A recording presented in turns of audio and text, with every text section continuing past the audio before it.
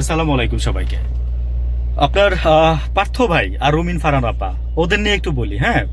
আচ্ছা যাক, পার্থ ভাই তো মনে করেন যে আরেকটা আসন পাইছে, বোলার 6 আসন পাইছে। রুমিন ফারহান তো বাদ দিয়ে দিল। রুমিন ফারহান, এই যে দেখেন, এই যে আপনি, রুমিন ফারহান আমার এলাকার, আমার ডিস্ট্রিক্টের। তো 2 আসন থেকে ওনাকে আরেকজনকে মনোনয়ন দেওয়া হয়েছে। রুমিন ফারহানকে মনে করেন যে এখন বলতে হয় যে ডট মাইরা, ডট মাইরা মনে করেন যে আপনারা বিএনপি থেকে খাদাই দিচ্ছে ফারহান আপা। কেমন লাগে এখন? খুব তো বিএনপির জন্য গত 1.5 বছর ধরে মনে করেন যে আরে বাবা রে বাবা, মানুষের কত গালি খাইছেন না আপনি ফারহান আপা।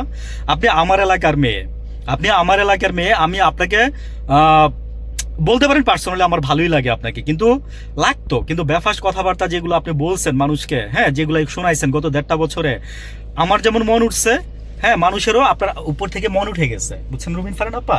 তো এখন আমি আপনাকে বলি যে এগুলো করার কি কোনো দরকার ছিল? এই যে মনে করেন যে আপনার এই যে যেই বিএনপির জন্য নাকি খত দিছিলেন, খত দিয়া মনে করেন যে আপনার তারেক জিয়ার প্রশংসা করছেন, হ্যাঁ, তারপরে এই করছেন সেই করছেন, এখন যে আপনারা যে মনে করেন যে ডট মেরা যে মনে করেন যে দল থেকে যে বহিষ্কার করে দিচ্ছে, সেটা টের পাওয়ার সময় আপনি, তার আগে আপনি ঘোষণা দিয়ে দিয়েছেন যে আপনি স্বতন্ত্র থেকে দাঁড়াবেন। আমার ভাল লাগে এই কারণে আপনাকে আমি বলছি, কেন আমি ব্যাখ্যাটা দিই কেন আপনাকে আমার ভাল লাগে। আনাইলে আবার অনেকে আবার আমার উপরে রাখবেন, আমি জানি।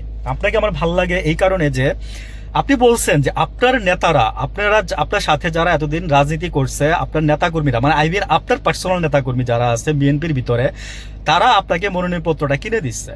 তো আপনি বলছেন যে ওদেরকে ফেলে তো আমি যেতে পারি না, মানে আপনি, তারপরে আরেকটা টক শোতে আপনি বলছেন, মানে নিকন জিজ্ঞেস করছিল আপনাকে যে তারেক রহমান সাহেব আপনাকে এখনো ডাকছে কিনা, তো আপনি একটু মুচকি হাসি দিয়ে বলছেন যে উনি অনেক ভালো, এখনো আপনাদের তেলবাজি যায় না, এখন আপনাদের তোষামদি যায় না, বুঝছেন।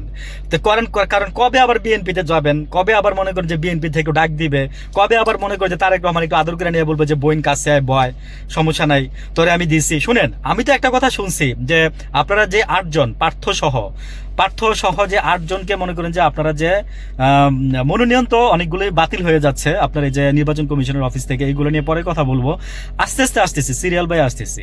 তো এই যে ফারহান রুবিন আপা, আপনি যে মনে করেন যে এইভাবে যে আপনার অপমানিত হয়েছে বিএনপি সহ 8 জন, আমি শুনছি যে আপনাদের মনোনয়ন দেয় নাই। তো আমি শুনছি যে যেই জায়গাগুলোতে আপনাদের মনোনয়ন দেওয়া হয়েছে সেই জায়গাগুলোর মানে কাকে মনোনয়ন দিবে ওটা দিল্লির থেকে প্রেসক্রিপশন করে দিচ্ছে। এবার বুঝছেন তো রুমিন ফারহান আপা, এবার বুঝছেন তো। জাহিদ ভাই আপনার ভালো ফ্রেন্ড, তো জাহিদ ভাই জিজ্ঞেস করেন তো যে জাহিদ ভাই কি বলে। তো রুমিন ফারহান আপা, আপনি আমার এলাকার মানুষ, হ্যাঁ, মানে আপনার জন্য এই জন্য আমার খারাপ লাগে, কষ্ট লাগে। আর আপনার নেতাকর্মীরা আপনার পিছনে এতদিন ছিল, স্বাভাবিক, তাদেরকে ছেড়ে আপনি যাবেন না। আপনার এই এই এই মানে মূল্যবোধ দেখে আমার খুবই ভালো লাগছে। একদম অনেস্টলি বললাম যে এই একটা কারণে আমি আপনাকে সেলুট দিই রুমিন আপা, যে আপনি আপনার দলের নেতাকর্মীদের ফেলে যান নাই। ভালো থাকবেন।